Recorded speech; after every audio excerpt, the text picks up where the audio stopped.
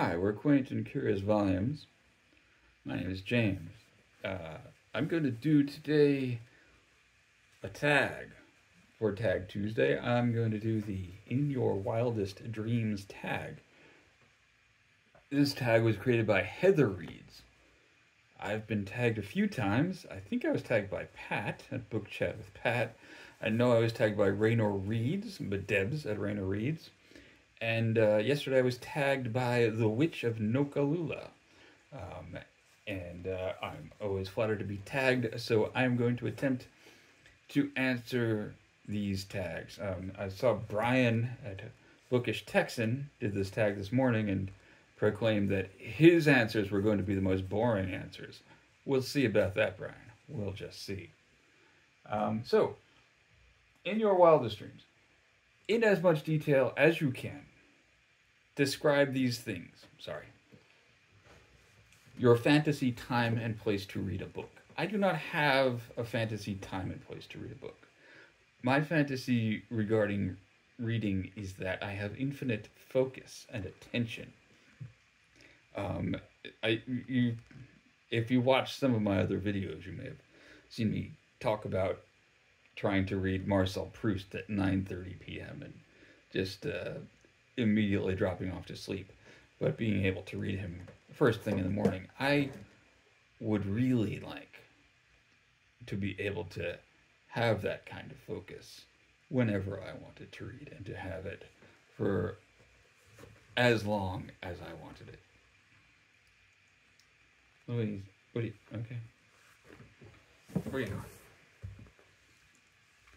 All right. Number 2, your fantasy personal library.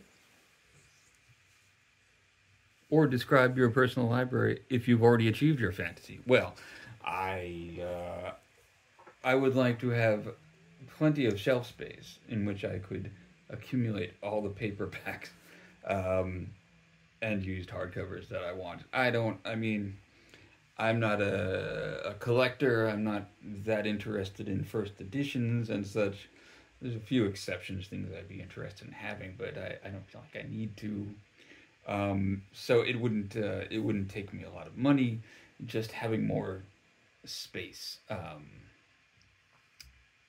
many shelf feet on which I could stack up books for when I wanted to read them, so that if I was out at the used book sale, at the library sale or whatever, I wouldn't have to think, can I afford the space for this? I can usually afford to buy a used book, but it's a question of affording the space for it. As you can see, I don't have many bookcases, and what you see in my videos, the 3 shelves that kind of rotate through, that's pretty much it as far as book storage. I have some other shelves, but not a whole lot. So, yes, a personal library with infinite shelf space, or at least maybe 3 times what I have now. Let's see. Imagine you have decided to build a bookshop. What would you call it? I'd probably call it something like Quaint and Curious Volumes. Maybe Quaint and Curious Volumes of Forgotten Lore. That'd be a lot to say every time the phone rang, though. Would it sell new or secondhand books? Obviously, it would sell secondhand books. Maybe I would also sell rare and antique books and things like that. I don't have the expertise in that, but maybe I'd hire some. Maybe I'd hire Oliver Darkshire from England to come over and be my specialist in rare and antiquarian books.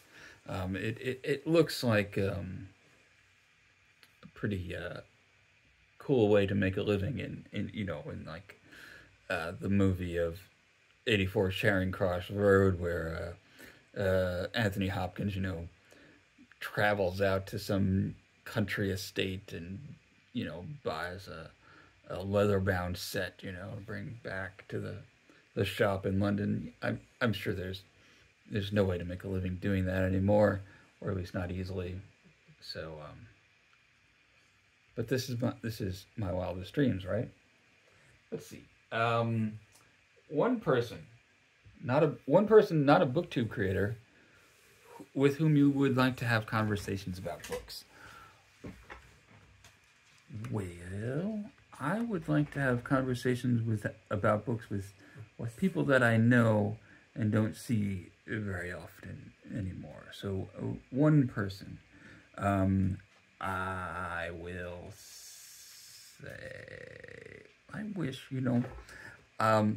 my wife is a reader. She reads quite a bit, mostly history and biography and historical fiction, generally around the Tudors and other European royalty, and almost always about the women in those royal lineages. So I wish that we were interested in reading more of the same things so that we could talk about them. I do like talking about these things, but my interest in, Jane Seymour, it's limited, but I do like to. So, yeah. So let's see, what else do I have? If you won $1 million and you could only spend it on books or bookish things, what would I do? Okay, so like I said, I mostly like to read older books, things I can get secondhand, generally for fairly cheap. It would take me several lifetimes to spend $1 million on the kind of books that I usually buy, So I would want to use it for getting books for other people who couldn't get them. There's a great organization called Books Through Bars that provides books for prisoners. Not that I've given them a ton of money in my lifetime. I have donated at times, and I think that is a worthy cause. There are probably people in other parts of the world who have a shortage of books, no access to books, maybe poor children in America, and other countries, and I would like to not necessarily start my own project up, but find the organizations that are working on that and give some money to them. So with that in mind, what I'm going to do, I'm going to go and look at organizations that do just that. We do have a literacy focused nonprofit here in Winston-Salem, North Carolina, called Bookmarks. And they do some good work in getting books to children. I'm going to spend a little bit of time, try and find a good charity that works on getting books to people who don't have access to them, prisoners and poor children, poor people. And I'm going to find out about that. Maybe I'll do a video on that later, tell you what I found out. Maybe put a link in the description later on. Anyway, that's what I have for this tag. Seems like just about everyone has been tagged in this one by now. So if you have not been tagged, I'm tagging you. Yes, I'm taking that out. So there you go, Brian. I bet I was much more boring than you. Thanks for watching. Have a good day.